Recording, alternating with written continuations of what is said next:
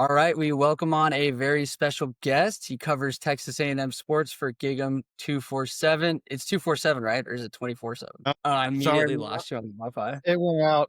Was that me or you who went out? I don't know. So wait, actually, is it 247 or is it 24/7? Because I'll just start over. Great question, because I still don't know. I feel like I should know. I feel like I've heard it both ways. I say 247. Yeah. One time we'll show and they're like, "No, dude, you need to call it 24/7." Uh, yeah, All good right. You know good what? question. Fuck it. I'm gonna leave this in. This is funny. This is for the people. They got to see when we trip up. All right. So 247, 24/7. It's Carter Karels. Carter, thank you for Carl's. joining us. Carl's. Yeah. Okay, so I'm just getting everything wrong then. We're gonna leave it Great all in. start. Wonderful I start. see. That's the thing. It's like I have your tweet notifications on, and I've always thought it was Carol's, but I've never heard it like said out loud. So now I'm learning new Dude, things.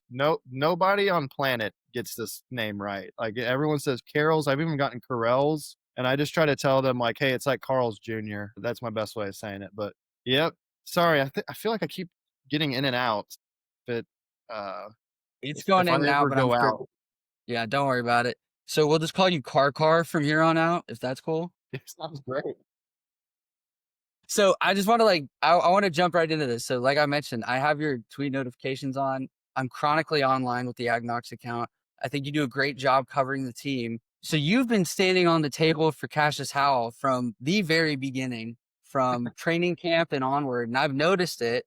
And I just want to ask you, how does it feel to be completely right about Cassius Howell? It's good to be right for a change, man, but no, what's cool is, like, when he committed to A&M a year and a half ago, whenever it was, out of the portal, I got to interview him, and did a story on him right when he committed. And I remember thinking, yeah, like Nick Scorton and Shamar Stewart, but this guy just led the MAC in sacks. Like, this guy is no scrub either.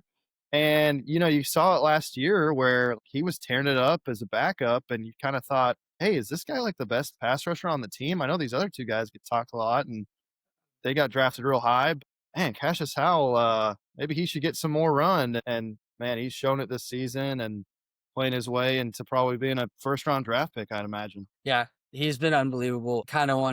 We want to, as NFL fans, I'm sure you're a Cowboys fan. You guys just lost Micah Parsons. I'm a Panthers fan. We could all use a little pass rush in our life. Someone who looks a little Von Miller esque, and that's kind of what's happening. I'm excited to hype him up, but I feel like we gotta tone it down a little bit so he falls to our teams if he can, because he's been unbelievable this season. I feel like he's jumping up the boards like crazy. There are a lot of NFL teams present at the LSU game, and I think that might have been a big part of his attitude and the way he approached that game. Yeah, I saw the Giants GM was like literally in the end zone during pregame warmups, and he was looking at the O line and the D line pretty closely, and I was kind of like, oh, interesting, interesting. Yeah. So yeah, I think there were like half of the NFL teams were represented at that game, and that was something Melko said, throughout the preseason that, hey, we think we can have 10, 12 draft picks this year. And I remember at the time it was kind of like, maybe. I mean, if everything kind of breaks the right way, and I mean everything has brought breaking the right way, and now you look and yeah, this team really could have 10 plus draft picks, which would be its most ever. I think the most ever they've had was 10, and that was like 50 years ago. So pretty impressive. I haven't even let my head get there thinking about how many draft picks this team's going to produce, but it kind of feels like what happened in Texas last year, where they just very quickly became devoid of talent, and now they're kind of struggling on the back end. I mean, who knows how the season's going to go? Hopefully that doesn't happen to us. It feels like Elko's kind of creating this machine, and we'll talk about that a little bit later. But let's go to the offensive side of the ball. So lots of Heisman chatter surrounding the Aggies quarterback, deservedly so. What growth have you seen in Marcel Reed as a passer and a leader this year? Well, first of all, I think the weapons around him have gotten a lot better, and the situation's gotten a lot better because, I mean, face it, man, last year was put in a really tough situation with kind of a quarterback controversy. Is it Marcel? Is it Wigman? Who's the guy? And the receivers just weren't good last year. The tight ends weren't good. The loses Le'Veon Moss in early November. I mean, what a terrible situation to be in down that stretch. And he also had to do a lot more and maybe do things that he didn't want to do. Maybe had to run a lot more. And now it just feels like he's so much more comfortable with staying in the pocket, sitting in the pocket, and making the right reads and anticipating. Like the timing's just been a lot better, it feels like. Whereas last year, it just felt like guys couldn't get open at all. And I think he's done a much better job of just taking what the defense gives him and making the right decisions. He's got 6 picks, which isn't amazing, but it's I feel like for the most part he's made pretty good decisions throughout the year. And like, yeah, the big knock was kind of like, hey, the deep ball, the accuracy. But I feel like over these last few games, that's where I've almost seen him improve the most is like he really hasn't had a lot of bad throws. And a lot of it is just getting it to his guys in space and letting them cook. And so, I think, yeah, we talk about Heisman. He's definitely playing himself into that conversation. And if they go 12-0, I mean, I would be shocked if he wasn't invited to New York because at that point, you're leading one of the better offenses in the country. You're 12-0, you're top 3 team. I mean, yeah, that's everything you'd want in a Heisman runner. Yeah, absolutely. And going back to the decision making, I know you're harping on that. I've been harping on that too. When you watch the games, you feel like there is a confident, concise decision maker in Marcel on every single play. Whether it's RPOs, he knows when to hand it off, he knows when to pull it. Sometimes there's not really an option and he knows when to go down and save his body. There's been a lot of that this year, and that's been really impressive outside of all the other stuff. And like you said, I mean, he can just trust these playmakers to go. Just get him the ball in space. Klein's done a great job of setting up the offense. And there's just a lot of confidence and a lot of growth right now. It feels pretty good. We're trying not to get over our skis right now, but it's feeling pretty good. So, talking about that talent that we added this year, obviously it's been a huge jump on the offensive side of the ball. In this podcast, we've been talked about before you jumped on, just how it feels different watching this team play. There's not a single ball carrier that you're kind of worried. Oh, no, this guy has the ball. This guy's getting a carry. They're targeting this guy. Everything seems to flow seamlessly and it feels great. So a lot of these guys came from the portal. Is there any insight into the evaluation and the process to get guys like Casey Concepcion and Mario Craver to A&M? Yeah, I did a big story with Derek Miller, the general manager, last year because it really stood out last year. Where not only were they targeting the portal, their evals were off the charts. I mean, you think of Scooby Williams, like that dude was not very good at Florida, and then he comes to A&M, and even on a torn meniscus, he looked like a pretty good player Yep. last year. Will Lee, like I was talking to folks at Kansas State, and they're like, "Yeah, sure, man, you could have him. Like he's really not that good." And then he comes in and he's a second team all SEC guy and going to be a draft pick and then development too. Think of Des Ricks. Like, he stumbled the last few games, but I still think from last year to this year, it's been pretty phenomenal the development that he has shown. And I just think that, it's been a combination of they've made the right evaluations and gotten some guys for a bargain. You think of Casey Concepcion and Mario Craver, like they weren't exactly the most highly touted, nationally recognized receivers. I mean, Casey Concepcion certainly had a great reputation, but he was coming off kind of a down year as a sophomore at NC State. Mario Craver was just a true freshman last year at Mississippi State, showed some good flashes, but was by no means some all SEC guy. And so they're getting these guys that may not be all conference studs right away. Armaz Reed Adams being another one at Kansas. Pretty good, but nothing crazy. And they've turned them into awesome players. And like you think about all these programs that will, spend their entire budget on one or two guys and maybe they don't pan out all that well. A&M's done a really good job of attacking their positions of need without going too crazy and hitting on a lot of them. I mean, you think about it, like it's not like they've had a lot of disappointing. Man, we thought this guy'd be good, and it kind of sucks. They haven't really had that. They've hit on their guys, they've developed their guys, they haven't overspent in a way that has caused them to not kind of spread the wealth and get guys at other positions. It's crazy to consider the fact that we feel the way that we feel about the offense right now with Jerome Miles. Like Micah Hudson was coming over, he would have been potentially a playmaker. Who knows what was going on there? And then you've got Le'Veon that's not even playing right now, and you still feel confident about every single running back that touches the ball. It's honestly it's beautiful to watch. It's been an absolute joy.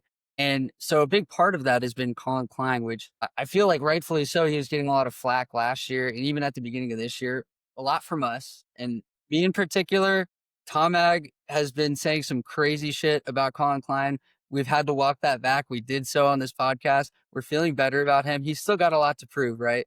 But he's in a real groove right now. Do you think it's just the difference in talent that they were able to acquire this year, or is there kind of more to his development and play calling this season? Maybe a little of both. Um, I just think that offense was in a horrible position last year. You lose your top running back, Connor gets hurt, Marcel Reed. I think he did the best he could, but he wasn't quite ready to lead an offense without that kind of weapons and do a whole lot with it. And he needed to develop. He was a younger guy, and I just can't stress enough, man, like, those weapons they had, they just couldn't create any separation at all. When it was 4th and short, they couldn't get a yard. I mean, really wasn't a lot of strengths to point to for that offense. So for Colin Klein, I mean, you had to kind of grave it on a curve. And I think at the time it was frustrating because you wondered, how does it get better? Like they're bringing back a lot of the same guys. And then all of a sudden they get Mario Craver, they get Casey Concepcion, they bring back everyone, and Marcel Reed also gets better, and Le'Veon Moss gets healthier than maybe people anticipated. Like, right? Like he tore his ACL, tore his MCL November 2nd. Here he is at practice in August. Like that's pretty remarkable. Think about. And so I think for Colin Klein, you could argue like, yeah, he's a younger dude, like had only really been at K-State as a play caller, a little inexperienced, and I think it showed at times last season. Like the Texas game, why are you Oh running it, yeah. you know, at the goal Now we get line the like T that? Like, formation. The T formation that's feels not like gonna the work. Texas Everyone killer. We're gonna see. yeah. Yeah, man. I mean, they have, and credit to them, man. Like the T formation, that is something like I remember I asked Elko about it a few weeks ago. He was like, we went in the off season and we were like, we got to figure this out. Like, we're not letting the Texas game happen again. And kudos to them because not a lot of coaches would say, yeah, let's bring back something from like the 70s and put that in our offense. And also, let's give the ball to our tight end who Yeah. like had 4 catches in his career in the last like 5 years before he came to A&M. So I mean, kudos to them for figuring that out. And it almost feels like a tush push level of brilliance where it's like, hey, they figured it out. They know how to do it now, and it seems like it's worked almost every time. Yeah, and we talked about that in a previous podcast because there was no short yardage play up until a few weeks ago. And the T formation's been great because they can run so many variations out of it and run so many guys out of it. But giving Nate Borkature the ball, I mean, that guy has earned his spot on this roster, blocking, running the ball, catching the ball, making plays. The Notre Dame game, we didn't even know his name. And ever since then, he's kind of become a household guy. But we were saying, hey, why are we not just running the tush push with this kid? Like he falls forward 3 yards every time he gets the ball. And ever since then, the T formations kind of come through. And when you hand the ball to Nate, it just feels like he's going to get the yard every time. So we'll Yeah. see. I'm sure that it's going to happen in the Texas game. We're going to face that moment. And for some reason, everybody's been running up the middle against Texas lately, kicking to their punt returner who's returning a game changing touchdown every single game. So hopefully we can learn from that stuff. But it's promising. It feels kind of, it's weird because it's like revolutionary, but like you said, we're playing like 1920s football when we roll out those formations. And it's kind of that thing where football just kind of it oscillates, right? We go from needing all these fast pass rushers, fast defenses. We're playing dime and nickel to wait, hold on, we got to stop the run. Now we need beef up front, and it goes back and forth, back and forth. So if we can catch the rest of college football potentially a little small and just go run people over and be stronger than everybody, that could be a recipe for success for this team. Speaking of all this, wanted to ask you, are there any young players on either side of the ball that are kind of starting to come along that maybe we're not talking about enough? Man, well, I almost feel like when any young player shows anything, people are like, "Oh man, like get ready, Miles O'Neill's gonna take over Marcel Reed's job." We saw that some in camp, and there was some game, I think it was Utah State. He throws like an 80-yard touchdown, and everyone's like, "Miles, Miles O'Neill, he might be the answer at quarterback." I'm like, guys, please stop. Let's chill out. But Nice spiral though. he does have a nice spiral, and I do like his future. But I think you got to start with Jamarian Morrow. That's somebody who, with Le'Veon Moss being out, has gotten some more opportunities. And almost feels like every time he touches the ball, something good happens. Yeah. Usually with true freshman running backs, you're kind of worried about pass blocking and are they going to be able to be patient enough and that kind of thing. Feels like he has a really good feel for the game and he can make plays, as a pass catcher too. So I like that he's able to do a lot of different things. Marco Jones is another guy who, hey man, like that was somebody in the offseason that chatter was getting hot with Marco Jones of like, hey, this guy could be a real dude here, even beginning in year one, and didn't really do a whole lot the first few games, but he's gotten some more snaps, and it almost feels like his efficiency, like he'll play like 10 snaps and get 5 tackles and a sack, and you're like, Right. okay, well maybe this guy needs to play a little bit more because he's every time he's in the game, something good happens. Noah McHale at linebacker, somebody who you think about linebacker, all the options they have with Torian York and Damian Sanford, Scooby Williams. Well, here comes this true freshman who's getting a lot of snaps lately, and somebody that, again, another kind of talk of the offseason guy. And you just think about, that this team could lose a lot of players after this year, and I think there are the guys like that that give you a lot of hope. Robert Borden's another guy who think about this offensive line, like there really isn't a whole lot of reason to do the rotation stuff that they've been doing, but it's worked. And you've seen like you're a little worried about Zune, Crownover, Fathery all leaving after this year, but if Borden can come in and kind of hold his own like he has, hey, that gives you some hope for the future that maybe hey, maybe he's your starting left tackle next year and everything's okay. And Yeah. Ashton Bethel Roman's really come on the last couple weeks. It's definitely something where maybe the beginning of the season you didn't really see a whole lot of these guys, but they've definitely popped up a lot the last couple games. Feels like we've got a lot of depth. No one's afraid of the moment. Like ABR stepping up and making these plays the last 2 games, Bussy getting involved, all the running backs getting good touches. It's just been it's different football than we're used to watching. I will say that. It's been great.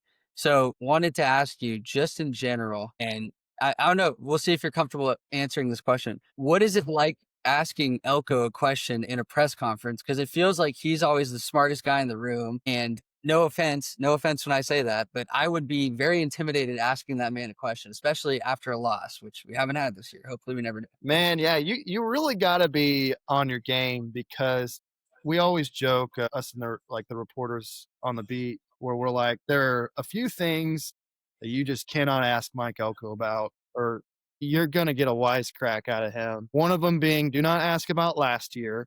It doesn't matter what it is, even if it's positive. Why are we talking about last year? Yeah. The new one has been if you ask about Marcel Reed's development, he's gotten that question like 5 times every press conference for the last 18 months. And so he doesn't love that one. For most of the offseason, he got asked about his Las Vegas Bowl post game. Yeah.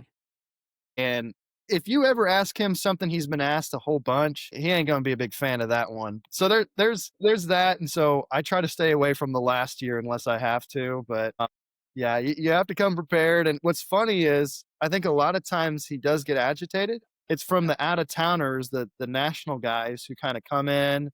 They really don't know what the buttons are that if you push them, you're going to get bitten, right? And so sometimes I think it was the LSU presser where someone asked about last year and he's like, I had 3 people ask me on my Wednesday press conference about last year. Well, why do we keep talking about last year? And like, I get it. I mean, I would be annoyed if I was asked the same question over and over, but I also think like, come on, man, like not everyone's watching every press conference. They don't know every question you've been asked. So it is pretty entertaining though. When it's not you involved, it's very funny. Yeah, and it doesn't feel malicious. It's not like Brian Kelly, where he's got that relationship with you guys and some of the local reporters in the media. It's more of kind of like a fun cat and mouse thing. I mean, maybe don't step on the minds, but like, I don't know. It feels like maybe he's, uh, I, I mean, he's intimidating for sure. I don't know. I go back and forth about him. Would not want to ask him the wrong question though. So I'm glad you clarified that. Predictions for the rest of the way. What do you see for the Aggies record and kind of the results of the season without jinxing anything, of course? There's no such thing as me not jinxing things. I feel like anytime I tweet something, I'm accused of jinxing, and maybe I've been guilty of it. I know I've had a couple that might be questionable. But this fan base, they're so nervous about the jinxing. And I'm like, please let me just do my job. And I'm not trying to pull out these hexes and curses on y'all, but I guess I'm like the witch of the A&M beat with some of the feedback I've gotten. Uh, I think right now, it's hard not to predict it, 12-0 for this team. I Oh think no. that you look at Missouri after losing their quarterback, you look at Texas, and I mean, they have not looked good. Outside of the Oklahoma game, they haven't looked good all season. I mean, just point blank, like, they don't look like a good football team. And I think Arch Manning's showing some progress, and I think they still have time to get there. And with the being a rivalry game and being in Austin, I do think that that is a game that could be a coin flip for sure. But South Carolina hasn't looked good. So, and then this A&M team, I think there's just this confidence of like, even when things go really wrong, like you think of the Notre Dame game, how that game was just kind of a disaster at the start. You think about the second quarter at LSU, you think about the second quarter at Arkansas. This team always kind of manages to get out of it. You'd hope that they don't play like that the whole year because eventually you're going to run into a team that's better than Arkansas, frankly, that's better than LSU. But it's why it's given me confidence that when they're going up against these questionable teams that have had some flaws, I think that they can just outscore them. And, you know, their defense may not always be perfect, but if they can put up 40 plus on just about anyone, then you're going to win a lot of those games against those flawed teams. I still am questionable about what they're going to do beyond 12-0. I think Bama right now, they're playing some really good football. And if they run into Bama, an SEC championship game, probably go with Bama, but you know, we'll see how that shakes out.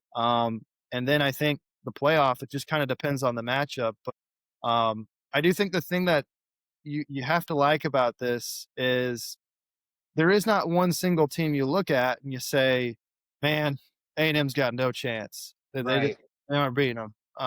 There isn't that. It's not like there's that 2021 Georgia where it's like, yeah, there's just nobody beating them.